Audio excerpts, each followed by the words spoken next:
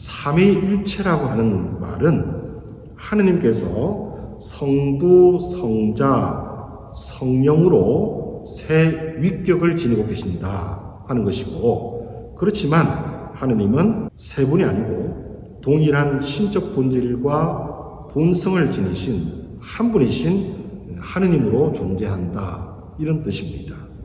삼일체 교리는 우리 인간의 지성으로는 알아들을 수가 없습니다. 그래서 우리가 미사 때에도 신앙의 신비여 이렇게 말하죠. 그렇지만 매우 아름답고 가슴 떨리는 신비입니다.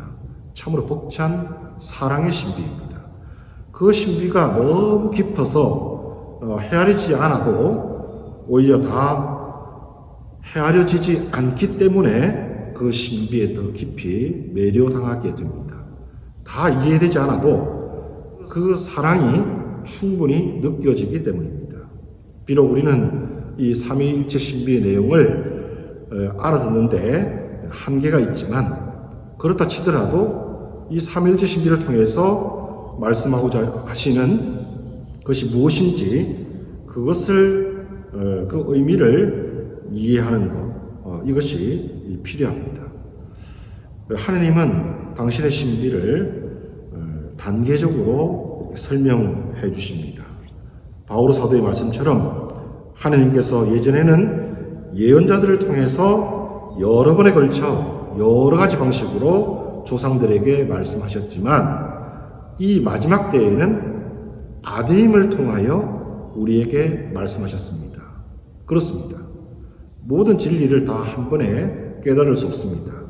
듣는 순간 다 알아들을 수 있다면 얼마나 좋겠습니까? 그런데 그런 일은 드뭅니다. 오래전에 듣고 배운 것도 한참 세월이 지나고 나서 다음에 이해하고 깨닫게 되는 것이 이제 보통입니다. 내가 못 믿겠다, 안 믿겠다, 이렇게 주장한다고 해서 하느님이 안 계시는 분이 아닙니다.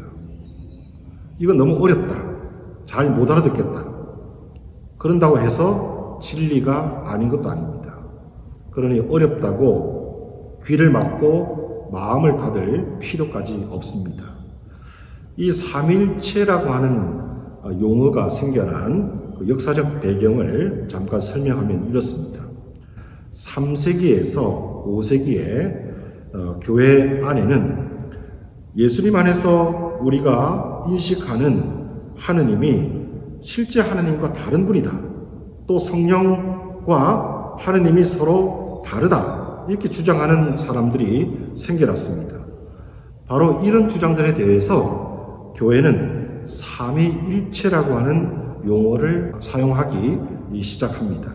이 용어를 통해서 신앙인들이 고백하고자 했던 것은 참으로 사람이 되어 오신 하느님, 예수님도 하느님이시고, 또 신앙인들 안에서 숨결로 일하고 활동하시는 성령도 실제 하느님이라고 하는 믿음이었습니다. 바오로 사도는 이 삼일체라고 하는 용어가 생기기 훨씬 이전에 이렇게 말했습니다. 주 예수 그리스도의 은총과 하느님의 사랑과 성령의 친교가 여러분 모두와 함께 하길 빕니다. 처음에 말씀드린 미사의 인사 때 우리가 함께 나누는 그런 말씀입니다. 셋이 하나라고 하는 이것은 우리가 배운 산술로는 도대체 이해가 안 되는 말입니다.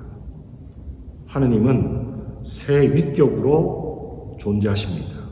위격이라고 하는 것은 라틴어의 페르소나, 가면이라고 하는 것을 뜻하는 히라보에서 유래를 한 말입니다. 사람의 인격을 가리키는 말인데 그 존칭의 의미로 위격이라고 합니다. 예를 들면 돌아가신 분 우리가 신위 이렇게 쓰죠. 네, 그런 것처럼. 그래서 제1위이신 성부 하느님 창조주이십니다. 그리고 제2위이신 성자 하느님 구원자이신 분이죠. 또 제3위이신 성령 하느님 보호자 진리의 영, 이렇게 구별해서 부릅니다. 우리 인간의 지성과 지혜와 능력에 한계가 있기 때문에 그렇게 구별해서 이해하는 것이지 하느님은 한 분이십니다. 우리가 생각하는 것처럼 하느님은 나눌 수 있는 분이 아닙니다. 누가 더 높고 누가 더 낮다 이렇게 이런 차이도 없습니다. 그래서 우리 전통적인 가톨릭 교리에 따르면은 성부 하느님은 창조 사업을 주도하시고 모든 일을 하려면 설계를 하고 구상을 하고 기획을 하죠. 네. 그리고 성자 하느님은 그 성부 하느님께서 계획하신 것을 완성하신 분이에요. 구원을 완성하신 분입니다. 그리고 성령 하느님은 그 구원 사업을 계속해서 유지하고 관리하고 이렇게 완성시켜 나간다. 이렇게 이해를 할 수 있겠습니다. 다시 말하면 성부 하느님은 인류를 창조하셨고 성자 하느님은 창조된 인간이 범죄한 뒤에 이 세상에 오셔서 인류를 구원하는 그 구원 사업을 행하셨고 성령 하느님은 사람을 더 거룩하게 성화시켜서 하느님의 신성에 참여하도록 도와주시는 분이다. 이렇게 이해하면 됩니다. 그러니까 결국 삼위일체 교리는 인간 이성의 그 철학적인 사유를 기반으로 해서 하느님의 존재와 또 삼위일체 교리를 설명한 것입니다. 지식으로 알아듣고 이해해서 받아들이려고 하기보다는 영적인 깨달음과 믿음으로 고백하는 것이 옳습니다. 아우구스티노 성인이 이 삼일체 교리를 어떻게 해야 잘 이해하고 알아들 수 있을까 고민을 하다가 머리를 식힐 겸 바닷가에 나갔습니다.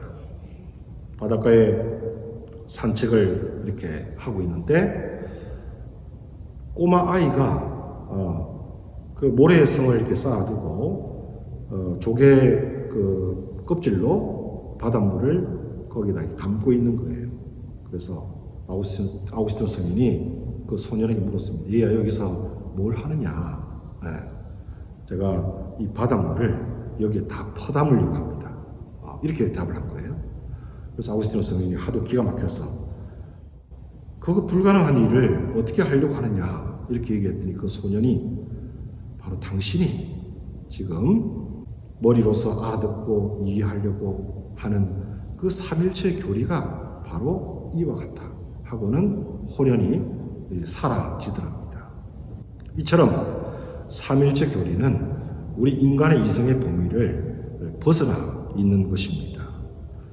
그러므로 우리가 이 세상의 모든 일을 다 알 수 없어요. 세상에는 신비로운 일도 있고 아주 놀라운 사건도 벌어지고 또 뭐 뜻하지 않는 신비로운 그런 경험들도 많이 있습니다.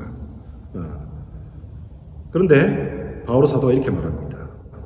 우리가 지금은 거울에 비친 모습처럼 어렴풋이 보지만 그때에는 얼굴과 얼굴을 마주 볼 것입니다.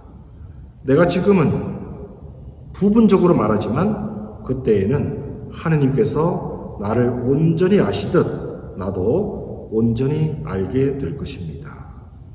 그러니까 우리가 얼굴을 맞대고 하느님을 만나서 배울 때까지 우리에게 선물로 주신 하느님의 사랑 또 그 신앙 안에서 하느님의 이 삼위일체 신비를 흠숭하면서 교회의 믿을 교리로 충실히 받아들이고 또 우리 이 사랑의 삶을 생활을 통해서 실천해 나간다면 삼일체 교리가 아주 어려운 문제가 아니고 우리의 신앙생활 안에서 체득되는 저절로 알아듣게 되는 그런 하느님의 중요한 가르침이 될 수 있을 것입니다.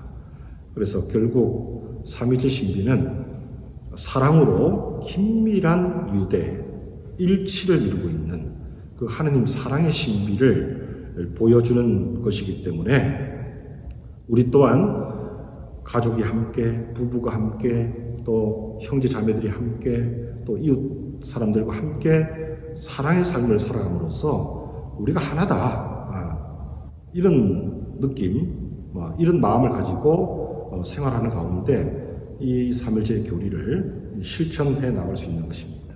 여러분도 성탄 때 세례를 받게 되는데 그때 세례의 물을 부으면서 나는 성부와 성자와 성령의 이름으로 누구누구에게 세례를 줍니다. 이렇게 그 세례 예식을 거행합니다. 그러니까 우리가 삼일체이신 하느님의 이름으로 세례를 받고 하느님의 자녀가 되고 그리스도와 형제 자매가 되고 또 성령 안에서 거룩하고 성화된 삶을 살아갈 수 있게 되는 것입니다. 그래서 이 삼일체 교리를 통해서 여러분들이 하느님과 함께하는 영적인 생활이 더 풍요로워지기를 기원합니다. 그럼 다음 시간에 또 만나겠습니다.